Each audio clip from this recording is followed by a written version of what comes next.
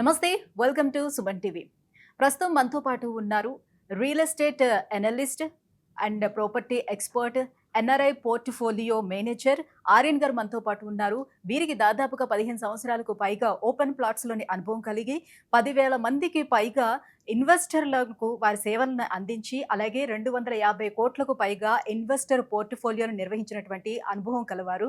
So ప్రస్తుతం Hyderabad real ఎస్టేట్లో ఎవరైనా ఇన్వెస్ట్ చేయాలనుకుంటే ఆ ఇన్వెస్ట్మెంట్ ఎందులో చేయొచ్చు, ఎలా చేయొచ్చు, ఇటువంటి విషయాలన్నీ కూడా వారి నుంచి మనం ఆ సజెషన్ అడిగి తెలుసుకుందాం. నమస్తే ఆర్యన్ గారు. నమస్తే అండి. ఆర్యన్ గారు, మీరు దాదాపుగా 25 కంట్రీస్కి మీరు పోర్ట్ఫోలియో మేనేజర్గా మీరు వర్క్ చేసి ఉన్నారు. సో Yes, మీకు చాలా అనుభవం ఉంది. అయితే ఎక్కడ మన వాళ్ళు సెటిల్ అయినా కూడా స్వదేశంలో ఖచ్చితంగా వాళ్ళు ప్రాపర్టీస్ అయితే ఇన్వెస్ట్ చేస్తూ ఉంటారు. సో ఎప్పటికైనా మనం తిరిగి స్వదేశానికి వస్తాం కాబట్టి సో మనకి ఇక్కడ ఉండాలి అనే ఉద్దేశంతో మాక్సిమం ఇన్వెస్ట్మెంట్ అంతా కూడా మనకి స్వదేశంలోనే చేసుకుంటూ ఉంటారు. రైట్. కానీ వాళ్ళు ఇన్వెస్ట్ చేసినా కూడా అనుకున్నంత రిజల్ట్ వాళ్ళకి రాదు, అంత అప్రిషియేషన్ కూడా రాదు. ఎందుకు వాళ్ళు ఏం చేస్తున్నారు మిస్టేక్స్ అంటారు?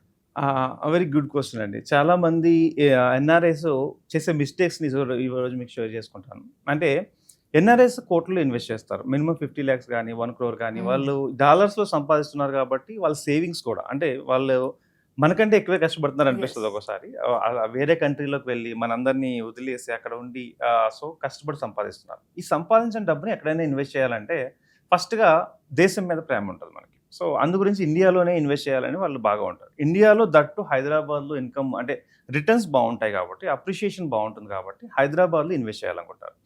సో అయితే ఇక్కడ చేసే మిస్టేక్స్ ఏంటి అంటే వాళ్ళు ఎప్పుడైనా ఆలోచించాల్సింది ఏంటి, మీరు కానీ నేను కానీ ఇన్వెస్ట్ చేస్తే మనం ఒక 1 crore ఇన్వెస్ట్ చేస్తే ఒక సర్టెన్ 10 years తర్వాత 10 times అవ్వాలనో 7 times అవ్వాలనో ఒక 8 times అవ్వాలనో మనకి ఒక ప్లానింగ్తో చేస్తాం.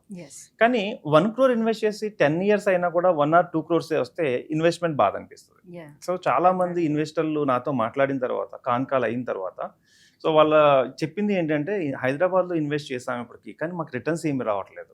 అంటే నేను డిగ్ చేసిన తర్వాత ఎందుకు వాళ్ళకి రిటర్న్స్ రావట్లేదు అంటే సో మేజర్ 5 points చెప్తాను. ఫస్ట్ పాయింట్ ఏంటంటే ఎమోషనల్ ఇన్వెస్ట్మెంట్. అంటే వాళ్ళు కొంచెం ఎమోషన్ అయ్యి ఇన్వెస్ట్ చేసేస్తున్నారు. అంటే ఎలా అంటే ఫ్రెండ్ ఇన్వెస్ట్ చేశాడు నేను ఇన్వెస్ట్ చేయాలి అంటే వాళ్ళ ఫ్రెండ్స్ ఇక్కడ లోకల్లో ఉన్న ఫ్రెండ్స్ ఎక్కడో ఇన్వెస్ట్ చేశారు. ఇంకా గుడ్డిగా ఆయన ఎక్కడ ఇన్వెస్ట్ చేశాడో ఆయన పక్కనే ఒక ప్లేస్ తీసుకోవడం. సో ఆయన కరెక్ట్గా అనాలిసిస్ చేశాడా లేదా దాని గురించి ఆలోచించారా లేదా తెలుసుకోవట్లేదు. వాళ్ళు ఏంటంటే సెక్యూర్డ్ గా ఉంటుంది, వాళ్ళు తీసుకున్నారు కదా, వీళ్ళు ఇక్కడ ఉన్నారు కదా, చూస్తారు సెక్యూర్ గా ఉన్నారు కదా, ఫ్రెండ్ చూసుకుంటాడు అనుకుంటారు. కానీ ఫ్రెండ్ క్లాస్ వచ్చింది అంటే ఈయన కూడా లాస్ వస్తుంది, ఇది మిస్ అవుతున్నారు. సో నెక్స్ట్ ఏంటంటే రిలేటివ్స్ సజెషన్స్ ఎక్కువైనాయి. అంటే రిలేటివ్స్లో అందరూ బాబాయ్లు మామయ్యలు అందరూ కూడా ఇక్కడ బాగుందిరా పెట్టేసాయి బాగుందిరా పెట్టేసాయి. వీళ్ళు ఎలా తెలుసుకుంటున్నారు అంటే వీళ్ళకి తెలిసిన నాలెడ్జ్ ఏంటి అంటే టీవీలో 4 సార్లు ఎక్కువ ఏ న్యూస్ వస్తే అదే గొప్ప అనుకుంటున్నారు, డిమాండ్ ఉన్న ప్లేస్ అనుకుంటున్నారు. యాక్చువల్గా ఈ రియల్ ఎస్టేట్లో ఇన్ఫ్రాస్ట్రక్చర్ ఎక్కడ డెవలప్ అవుతుందో అక్కడ పెట్టుకోవాలి. చాలా మంది ఏం చేస్తారంటే సిటీ ఎండింగ్ అయ్యే ప్లేస్లో ఇన్వెస్ట్మెంట్ చేస్తారు. నేనేమంటానంటే ఎక్కడ కొత్త సిటీ స్టార్ట్ అవుతుందో అక్కడ ఇన్వెస్ట్ చేయాలి. అంటే మన సిటీ చివరిలో మనం ఇన్వెస్ట్ చేసే టైంలో అక్కడ ఏమి ఉండదు, తర్వాత స్టార్ట్ అవుతుంది. Correct exactly. అంటే మనం ఆలోచన చేయాలన్నమాట నెక్స్ట్ సిటీ ఎక్కడ స్టార్ట్ అవబోతుంది. ఫర్ ఎగ్జాంపుల్ 2005 తీసుకోండి, గచ్చిబౌలి కానీ నియోపోలిస్ కానీ లేదంటే కోకాపేట ఇవన్నీ కూడా లోపల ఉన్నాయి అంటే అవుటర్ అనే ఫీలింగ్ ఉండేది. ఇప్పుడు అవే ప్రైమ్ అయిపోయినాయి. అంటే ఎగ్జాక్ట్ 21 yearsలో అప్పట్లో అంత దూరమా కొండలు గొప్ప ఉన్నాయి అనుకున్న ప్లేస్లో ఇప్పుడు అద్భుతమైన ఏరియాలు అయినాయి. సో ఎవరైనా అక్కడికి వెళ్ళాలంటే భయపడేవాళ్ళు, ఆ రాళ్లల్లో ఎవరు ఇల్లు కట్టుకుంటారు అనుకున్నారు. అద్భుతాలన్నీ అక్కడ రాళ్లలోనే జరిగినాయి. సో నేనేమంటానంటే ఇంకొక 20 years ఇప్పుడు అంతకాలం కూడా వెయిట్ చేయట్లేదు. ఎందుకంటే ఏ యుగంలో ఉన్నాం, అన్నీ చాలా ఫాస్ట్గా కన్స్ట్రక్షన్స్ అన్నీ కూడా టెక్నాలజీ వచ్చింది. 10 to 15 yearsలో నెక్స్ట్ కోకాపేట ఎక్కడ అవబోతుంది, నెక్స్ట్ బచ్చబౌల్ ఎక్కడ అవబోతుంది, నెక్స్ట్ నియోపాస్ ఎక్కడ రాబోతుంది, ఇలాంటి ప్లేసెస్ తెలుసుకుని ఇన్వెస్ట్ చేస్తే 1 rupee becomes a 10 rupee. Second mistake ఏం చేస్తున్నారంటే వీళ్ళందరినీ అడగడం, వాళ్ళు చెప్పే దాంట్లో పోస్ట్ చేసేయడం. థర్డ్ మిస్టేక్ వచ్చేసి వీళ్ళకి వెకేషన్స్ ఉంటాయి. ఒక ఇయర్లో లేదా 2 yearsకి ఒకసారి 10 to 15 days హాలిడేస్ ఉంటాయి వీళ్ళకి. ఈ హాలిడేస్ టైంలో రావడము, కంగారుగా 4-5 వెంచర్లు చూసేయడము, అందులో బాగుంది ఇందులో బాగుంది అనుకోవడము, ఎవరో ఒకరు ఇన్ఫ్లుయెన్స్ చేయడం వీళ్ళని, దాంతో అక్కడో చోట ఇన్వెస్ట్మెంట్ పెట్టేయడం, వెళ్ళిపోవడం. వీళ్ళు ఏమనుకుంటున్నారంటే ఈ 10 daysలో నేను 10 వెంచర్లు చూశాను, అందులో ఒకటి ఇన్వెస్ట్మెంట్ చేశాను, డన్ అనుకుంటున్నారు. కానీ ఇక్కడే అసలైన ఇష్యూ ఏంటంటే ఎప్పుడైతే బర్రీలో ఇన్వెస్ట్ చేస్తారో అప్పుడు లాస్ ఎక్కువ జరుగుతుంది. ఎందుకంటే సరైన వెరిఫికేషన్స్ చేసుకోలేము, బ్యాక్గ్రౌండ్ వెరిఫికేషన్ చేసుకోలేము, ఇన్ఫ్రాస్ట్రక్చర్ ఏమొస్తుందో తెలుసుకోలేము. సో ఇలాంటి వాటిని మనం ఎలాగా అంటే ఓవర్కమ్ చేయాలి అంటే ఎవరో ఒకళ్ళు ఇన్వెస్ట్మెంట్ అనలిస్ట్ని ఒకరిని కలిసి ఈ ఏరియా బాగుంటుందా లేదా, తక్కువ టైం ఉన్నా పర్లేదు, అట్లీస్ట్ అనలిస్ట్ ఏం చేస్తారంటే మీకు అనాలిసిస్ ఇస్తారు.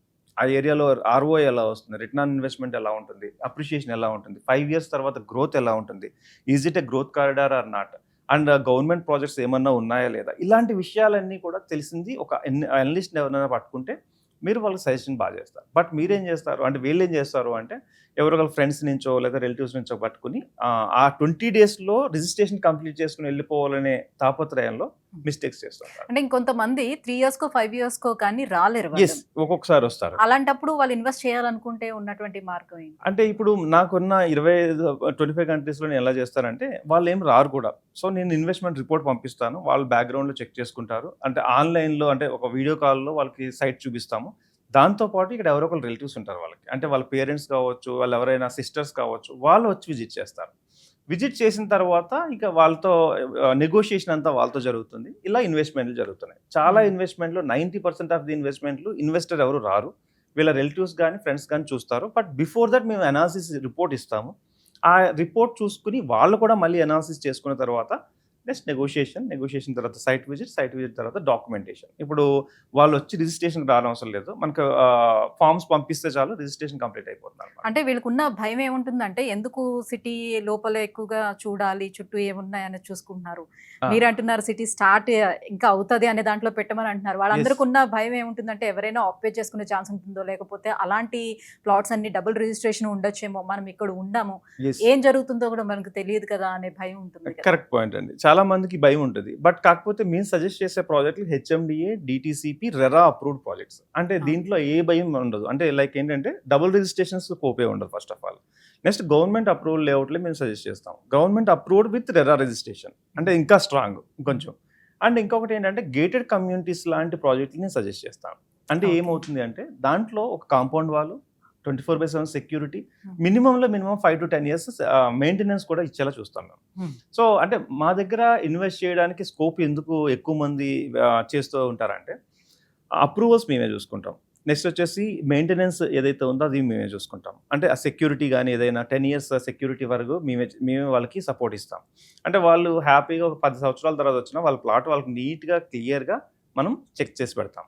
సో ఇలాంటివన్నీ కూడా మేము కేర్ తీసుకుంటాం. అంటే నా టీం, నేను కానీ నా టీం కానీ దేనికి సెపరేట్ టీం ఉంది కాబట్టి we're taking care of these things. నేనేమంటానంటే, మీరు ఇప్పుడు చెప్పినట్ల అప్రూవల్స్ చూసుకోకుండా ఇన్వెస్ట్ చేసేస్తారు. అంటే ఫర్ ఎగ్జాంపుల్ హెచ్ఎండిఏనా డిటిసిపిని ఏమి చూడరు, అంటే బాగుందంటే బాగుందని చేసేస్తారు. బట్ అది పొజిషన్లో ఉండవు కొన్ని. అంటే ఫామ్ ల్యాండ్స్లో ఇన్వెస్ట్ చేశారనుకోండి, డాక్యుమెంట్ ఒకలా ఉంటుంది, పొజిషన్ వేరే చోట ఉంటుంది. ఇవన్నీ తెలుసుకోకుండా ఇన్వెస్ట్ చేయడం వల్ల ఏంటంటే వాళ్ళు హైయెస్ట్ లాస్ బేర్ చేయాల్సి వస్తుంది. సో మేము చెప్పేది ఏంటంటే, మేజర్ 5 points చెప్తారండి. ఇవి చూసుకుంటే, ఈ మిస్టేక్స్ చేయకుండా ఉంటే ఎన్ఆర్ఐలు 100% మంచి ఆర్ఓఐ అంటే మంచి అప్రిషియేషన్ తీసుకోవచ్చు. ఫస్ట్ వన్ ఏంటంటే, ఫ్రెండ్స్ని బేస్ చేసుకుని ఇన్వెస్ట్మెంట్ పెట్టకూడదు. సెకండ్ వన్ ఏంటంటే, రిలేటివ్స్ని బేస్ చేసుకుని ఇన్వెస్ట్మెంట్ పెట్టకూడదు. థర్డ్ వన్ ఏంటంటే, మీకు వెకేషన్ ఉంది కదా, మీరు అన్నట్టు 2 to 3 yearsకి వస్తారు, 10-15 days ఉంది, వెకేషన్లో హర్రీబరీగా ఇన్వెస్ట్మెంట్ చేయకూడదు. ఫోర్త్ వన్ ఏంటంటే, లీగల్ డాక్యుమెంట్స్ కరెక్ట్గా చెక్ చేయకుండా మనం ఇన్వెస్ట్మెంట్ చేయకూడదు. ఫిఫ్త్ వన్ ఏంటంటే, ఎమోషనల్ ఇన్వెస్ట్మెంట్. ఇది చాలా చాలా చాలా ప్రమాదం. ఎందుకు అంటే, మనం ఎవరో చేశారు కాబట్టి వాళ్ళ ఇన్ఫ్లుయెన్స్తో మనం చేసేయడం, అంటే that is called emotional investment. ఇది చాలా రాంగ్. అది దాని యొక్క లాస్ ఎంత ఉంటుంది అంటే, మీ డబ్బులు సమ్టైమ్స్ పోవచ్చు కూడా. సో ఈ 5 పాయింట్లలో ఈ 5 మిస్టేక్స్ చేయకుండా ఉంటే ఎన్ఆర్ఐలు ఎక్సలెంట్ రిటర్న్స్ తీసుకోవచ్చు. ఇంకొకటి కూడా ఉంది దీంతో పాటు, 5తో పాటు ఇంకొకటి ఎక్స్ట్రా ఏంటంటే, టాక్సేషన్ గురించి తెలుసుకోకుండా ఇన్వెస్ట్ చేయడం. అంటే మనం ఇక్కడ కొన్నాం, ఒక ₹1,00,00,000 పెట్టుకున్నాం, 5 crores వచ్చింది అంటే 4 crores వచ్చినప్పుడు ట్యాక్స్ కట్టాలి గవర్నమెంట్. చాలా మందికి ఏం చేస్తారంటే, తెలియక ఇక్కడ అంటే ఇండియాలోనూ ట్యాక్స్ కడతారు, అక్కడ ట్యాక్స్ కడతారు.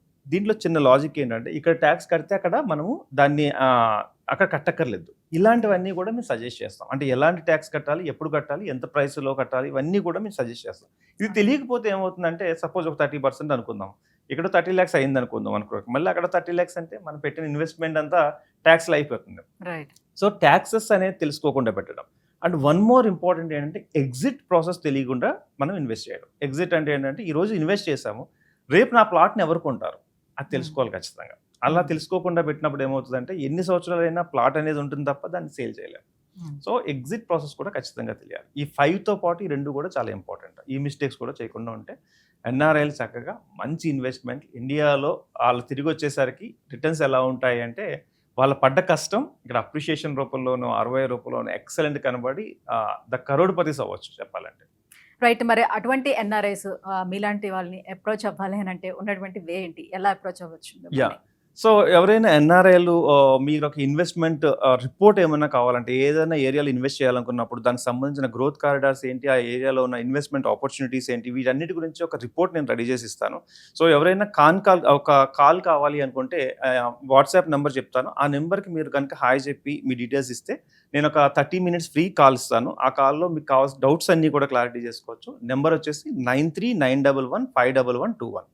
యా, థ్యాంక్ యూ అండి. Thank you.